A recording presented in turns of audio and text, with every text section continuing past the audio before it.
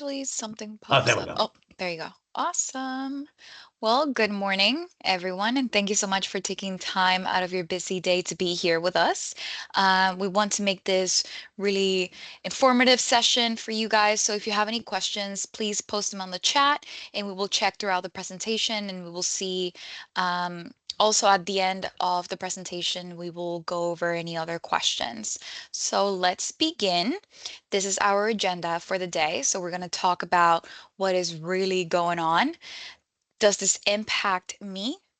What is the cost? And what do I have control over? And also, how can I use this as leverage for growth? Now I'm going to hand the mic to Carmine. All right, thanks. So at this time, I just want to introduce our team. Underdog Cyber Defense is an IT service provider. We specialize in cybersecurity. We help our clients understand their hidden vulnerabilities and what's important to them to protect. And then we put strategies and solutions in place to protect their revenue, their reputation, and their legacy. I'm Carmine Corridor. I'm president of Underdog, but I also serve as our client's chief strategic officer. So what does that mean? That means that my role involves determining the necessary compliances and protections a company needs, and then finding the right solutions. On screen here with me is Shilky. She's the newest member to our organization. She's our growth development executive, and her job is basically educating and spreading the word about cybersecurity, and then introducing them to Underdog.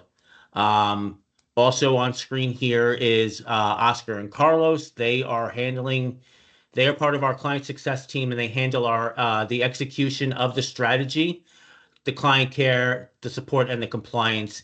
And my wife Kelly, she will assist with the sales and marketing efforts as well. So that's our team.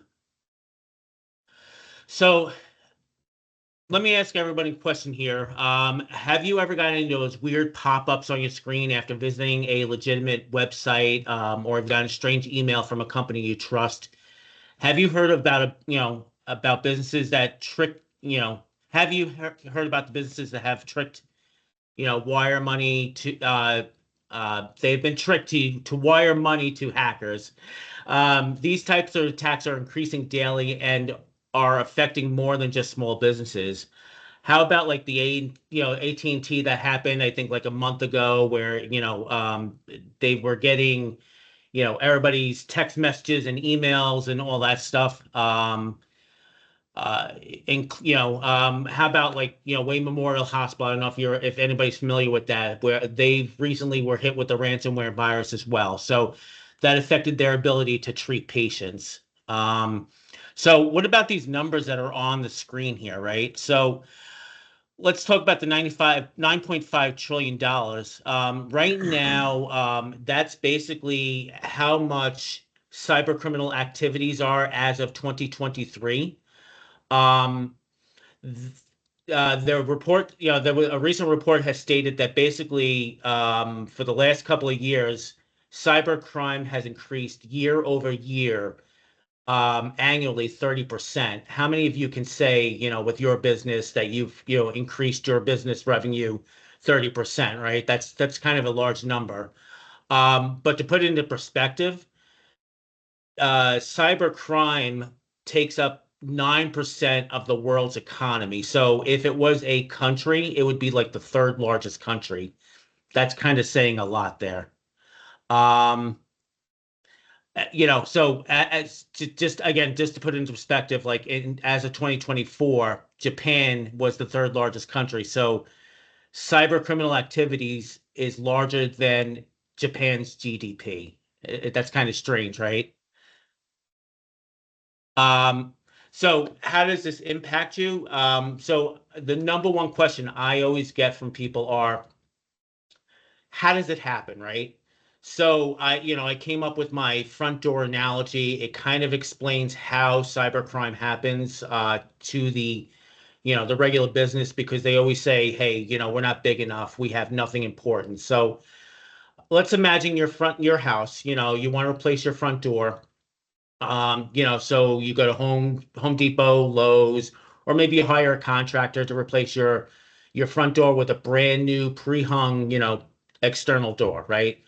It looks beautiful when they're all said and done. Unbeknownst to you, there's a flaw that if you jiggle that handle 3 times, regardless of it being locked, that door pops open. Now, the good news is the manufacturer is aware of that flaw. The bad news is you need to reach out to them to get that fix.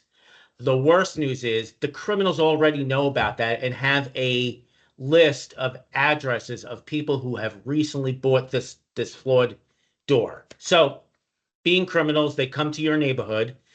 Now they're going to park in front of your house, and at the most opportune time, they're going to go up to your front door.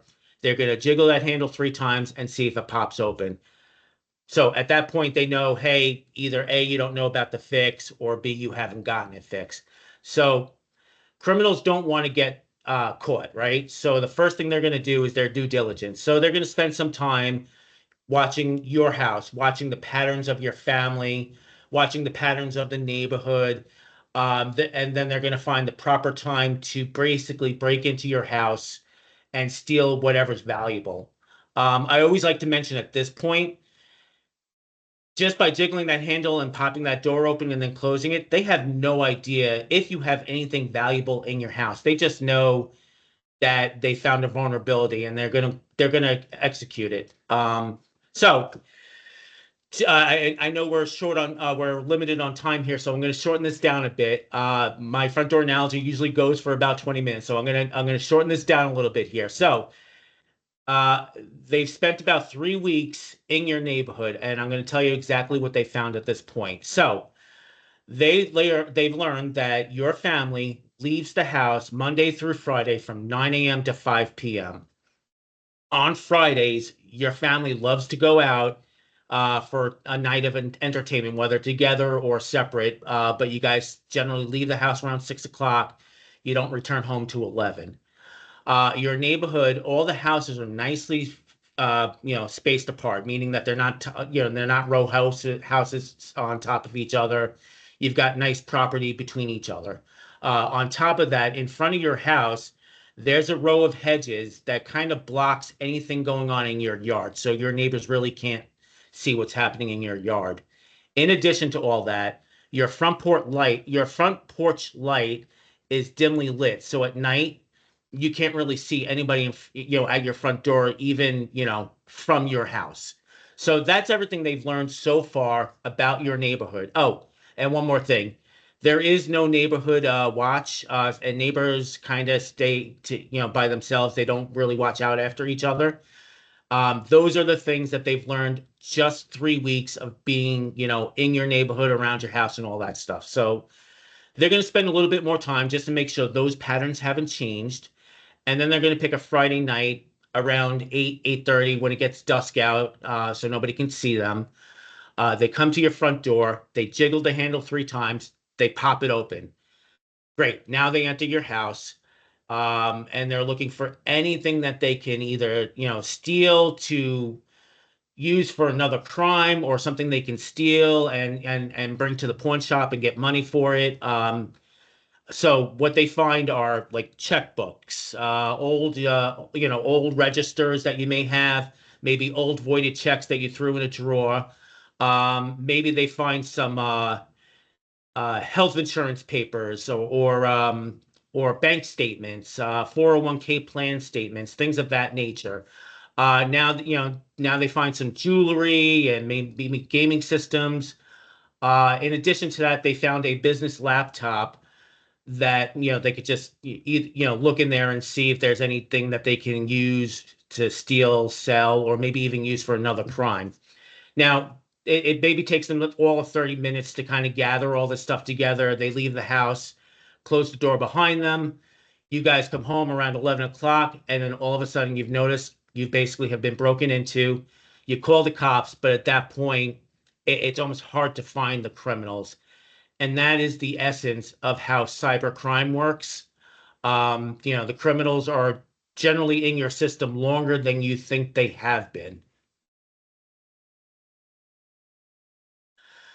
So I know it can be a little exhausting hearing about all these breaches. You may have even thought, well, these breaches are going on with these big companies. Isn't this stuff and my customer stuff out there? And the quick answer is yes, maybe. But for a business owner or an executive, it's more than information being exposed on the dark web. It's about two things, and these two things can really have a big impact on you. It's the future of the people that rely on your business for their livelihood. It's that financial impact of the business. How much is the cost of that downtime, right? Like hard costs, like remediation costs, insurance premiums, lawyer fees, etc. How about the soft cost, like, you know, paying employees, without revenue coming in, or, if you, or, laying people off temporarily because you don't have the money to pay them. And on top of that, if you happen to be in like a regulated industry, there could be fines on top of, all your other costs. I don't know how many, who here has heard about the CDK ransomware attacks. They essentially just affected dealerships and stuff like that, but it was something that went on for like 4 weeks, and a majority of the and it's a major software that a majority of the dealerships use. They were essentially unable to make sales. Their parts departments were unable to confirm or make appointments or even order parts. Many of their staff was either told to not come in, or they basically just didn't pay them. It was a major disruptions for thousands of people. Now, on top of that, on top of the financial risk, there's your reputation. Many states, including Pennsylvania, now require mandatory notification of breaches. So I always ask, how likely are clients going to trust a business knowing that an incident has happened? Or how likely are they going to return?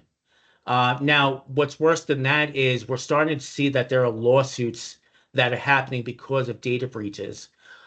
Specifically, going back to that CDK thing, there are numerous dealership class action lawsuits because of what happened with CDK. So there's stuff like that. So as a small business, those costs could either, shut you down or really set you back. So the cost of prevention is always far less than the cost of the incident response and the reputation loss. Back to you, Shilkis. Well, do you guys know that cyber criminals are going after more small businesses than a large corporate organization? And by any chance, do you guys know what that is? So, most small businesses do not have the resources to staff or they know how to set up strong security. So, think about it this way. If you could make $10,000 in 10 minutes instead of an hour, which one would you choose? Right? So, hackers think the same way. If it's easier and quicker for them to attack a small business with weaker systems than a big company with a stronger security, they rather do that and make the quick money. But preventing a cyber attack is only one part of the puzzle. There have been many local, state, and federal law changes in the last few years around data privacy. Industries and businesses that are not subject to regulations and compliance are now required to be compliant, and some of them don't even know that yet. By being proactive, you can get ahead of your competitors and stay out of hot waters. So think of it like investing in the future growth of your business instead of a cost. Now, you're probably wondering, what do I have control over? And you can only control what's it's going on in your little bubble. And some of the ways that you can do this is by learning about your risks and vulnerabilities, understanding your business gaps and evaluating the risks level, and is the first step. Invest in a trusted partner, one who is responsible, reliable, professional, and has a depth of experience. Invest in a trusted partner that can also learn about your business and they know it better than the hackers do. Design and implement a written information security plan that includes a security in-depth solution and developing an incident response plan. Now, When it comes to cybersecurity, you have different teams and they handle various aspects of security. So the most common is the blue team and the red team.